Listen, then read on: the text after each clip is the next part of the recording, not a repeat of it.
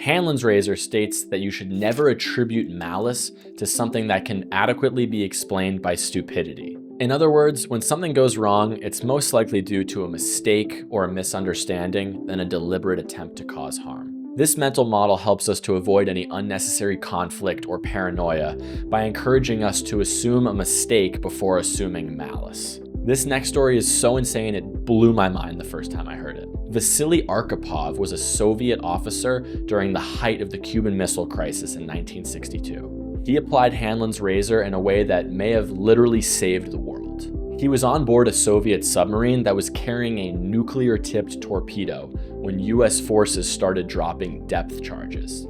A depth charge is basically an underwater explosive device that the US would use to force the submarine to surface, but not as a direct attack. The Americans informed the Soviets that they would be dropping these depth charges, but that information never made it to the submarine crew. The crew, unable to communicate with Moscow, assumed that they were under attack and that World War III had begun. Luckily, the launch of the nuclear torpedo required that all 3 senior officers on board the submarine had to agree to it. Now, 2 of the officers voted yes, but Vasily questioned whether the Americans were attacking them or simply trying to get them to surface.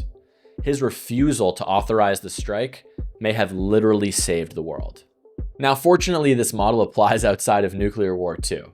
If somebody doesn't text you back, they're probably not ignoring you. They most likely forgot or got distracted.